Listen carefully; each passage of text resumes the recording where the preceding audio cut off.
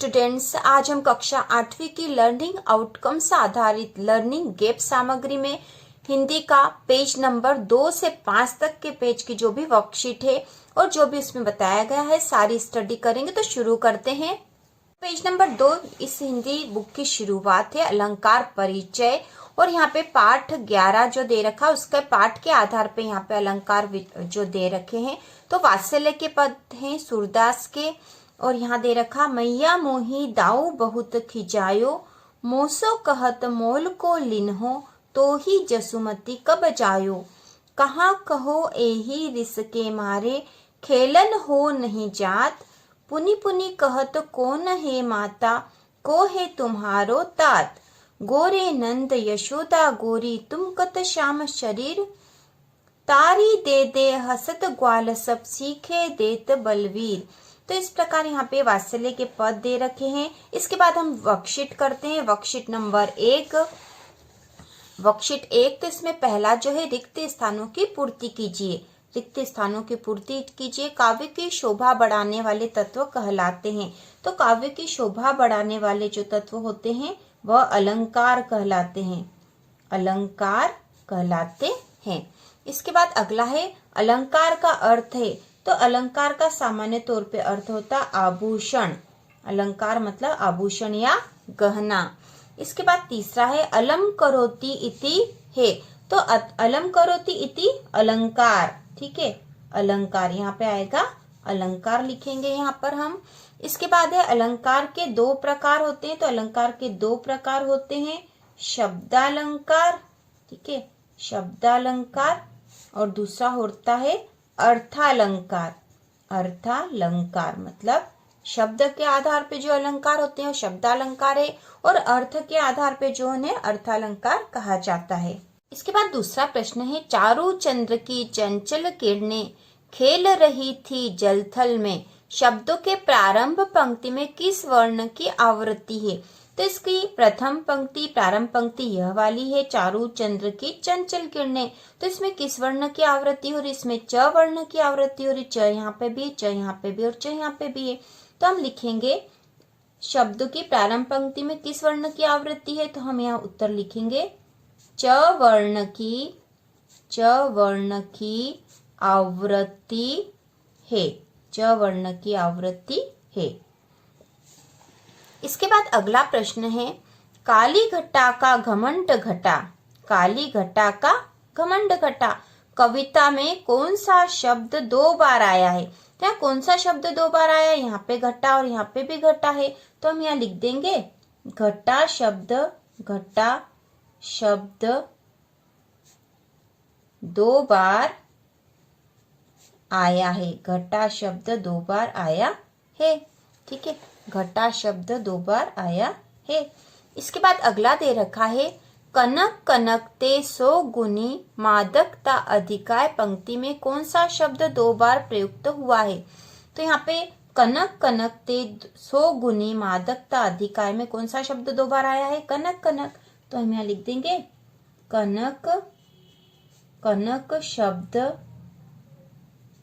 शब्द 2 बार प्रयुक्त हुआ है। 2 बार प्रयुक्त हुआ है। ठीक है, क्योंकि हमसे यहाँ पूछा है कि कनक कनकते सोगुनी मादकता अधिकाय पंक्ति में कौन सा शब्द 2 बार प्रयुक्त हुआ है। तो कनक शब्द 2 बार प्रयुक्त हुआ है। अगला जो ब वाला है रहीमन पानी राखिए बिन पानी सब सुन, पानी गए न उबरे मोती मानस चुन। दोहे में रेखांकित शब्द का अर्थ मोती मानस और चुन के लिए क्रमशः किस अर्थ में प्रयोग हुआ है। तो मोती के लिए तो यहाँ पे लिखा है रहीमन पानी राखिए बिन पानी सब सुन, मतलब पानी रखना चाहिए, बिना पानी के सब सुना है। पानी गए न उबरे मोती मानस चुन, पानी के जाने के बाद मोती मानस और चुन मतलब होता है आटा, वह उनका कोई महत्व नहीं रह जाता। तो यहाँ मोती से मतलब मोती की चमक से है, मानस मतलब मनुष्य, मनुष्य की विनम्रता से है, और चून मतलब आटे में भी पानी से है। इसके पानी के बिना आटे का भी कोई महत्व नहीं रह जाता। तो मोती के लिए तो शब्द का अर्थ मोती मानस और चून के लिए क्रमशः किस अर्थ में प्रयोग हुआ, ठीक है। तो मोती के लिए हम लिख देंगे, मोती के लिए मोती की चमक, ठीक है, मोती की चमक, चमक के अर्थ में प्रयोग हुआ है यहाँ पे। मानस, तो यहाँ है मानस मतलब होता मनुष्य, और मनुष्य की विनम्रता, मनुष्य की विनम्रता, ठीक है। और चून, चून मतलब आटे, आटे के लिए पानी, ठीक है, आटे में पानी, या फिर लिख सकते हैं कि आटे में पानी। तो इस प्रकार यहाँ पर इस दोहे में हमने इन शब्दों के अर्थ बता दिए। बाद अगला है पीतर पात सरिस मंडोला का क्या अर्थ है। पीपर पात सरिस मंडोला का क्या अर्थ है। तो पीपर पात सरिस मंडोला का अर्थ है पीपल के, पीपर पात मतलब पीपल का पत्ता, तो पीपल के पत्ते के समान, पीपल के पत्ते के समान मन डोल रहा है, ठीक है, मन डोल रहा है, ये इसका अर्थ लिख दिया हमने। इसके बाद आगे पेज नंबर 4 पर ही वर्कशीट 2 है, वर्कशीट 2 है, और इसमें यहाँ पर यह दोहे दे रखे हैं रहीम और कबीर के। तो रहीम का दोहा है, बड़े बड़ाई न करे बड़े न बोले बोल, हीरा मुख से कब कहे लाख टका मेरा मोल। तो रहीम का दोहा यह है, और इसका अर्थ है बड़े बड़ाई न करे, मतलब जो वास्तव में बड़े लोग होते हैं वो अपनी खुद की बड़ाई मतलब प्रशंसा नहीं करते। बड़े न बोले बोल, वो अपने बारे में कोई बोल या बात नहीं कहते हैं। हीरा मुख से कब कहे लाख टका मेरा मोल, जिस प्रकार की हीरा भी अपने मुख से खुद नहीं कहता कि मेरा मोल लाख टका मतलब लाखों रुपयों में है, उसी प्रकार बड़े लोग भी अपनी प्रशंसा खुद नहीं करते हैं। इसके बाद कबीर का दोहा दे रखा है, करता था सो क्यों किया अब करी क्यों पछताए, बोया पेड़ बबूल का आम कहाँ से खाए।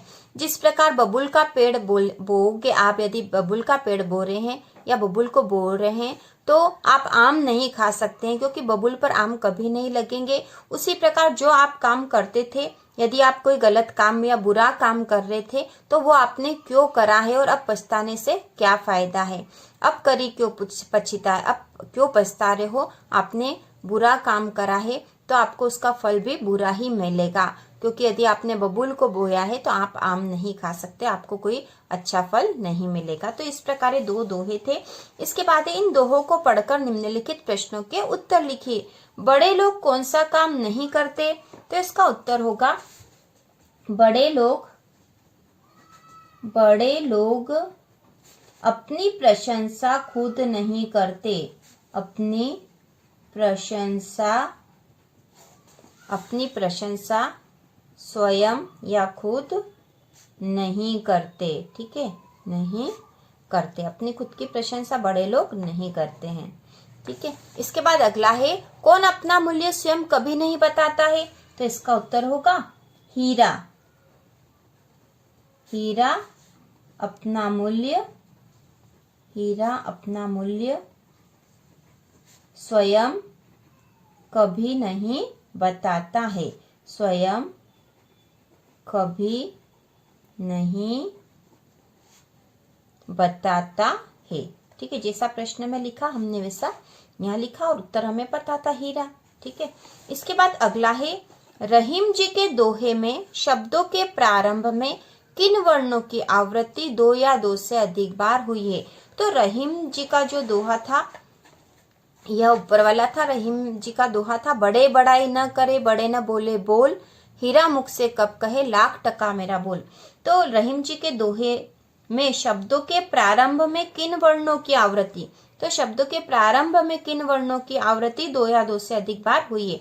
तो यहाँ दोहे को देख के हमें पता चल रहा कि शब्दों के प्रारंभ में किन वर्णों की आवृत्ति हुई, ब की, ब, यहाँ पे भी ब है, यहाँ पे भी ब है, यहाँ पे भी ब और यहाँ पे भी ब है।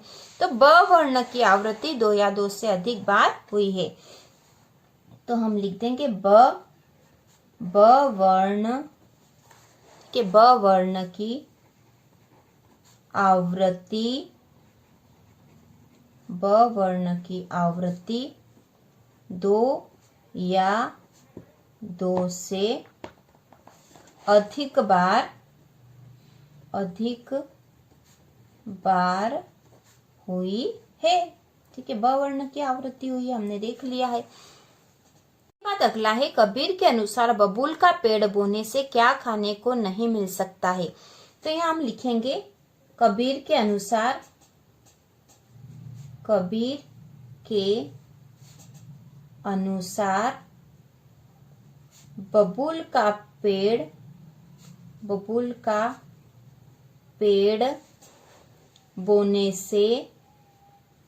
बबूल का पेड़ बोने से आम खाने को नहीं मिल सकता है। ठीक है, यदि बबूल का पेड़ बोओगे तो आम खाने को नहीं मिल सकता। और इस प्रकार से हमें किसी भी प्रश्न का उत्तर ऐसे लिखना है। इसके बाद अगला 5वां है, कोई व्यक्ति कब पछताता है। तो इसका आएगा उत्तर, व्यक्ति गलत काम करके या बुरे काम करके पछताता है। ठीक है, ऐसा काम जो उसे नहीं करना चाहिए था, क्योंकि दोहे में लिखा है करता था सो क्यों किया, अब करी क्यों पछता, अब करने के बाद क्यों पछता रहा है। इसके बाद अगला है, कबीर के दोहे की प्रथम पंक्ति में किस वर्ण की आवृत्ति है। तो कबीर के दोहे की प्रथम पंक्ति थी, करता था सो क्यों किया, अब करी क्यों पछताए। तो किस वर्ण की आवृत्ति है। तो यहाँ पे आएगा क वर्ण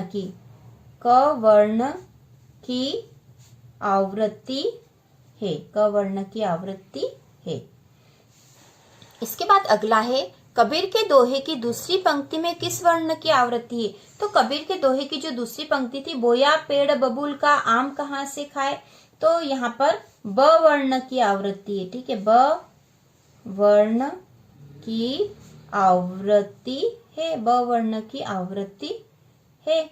इसके बाद अगला है, कविता में शब्दों के प्रारंभ या अंत में एक ही वर्ण की आवृत्ति का क्या प्रभाव पड़ता है।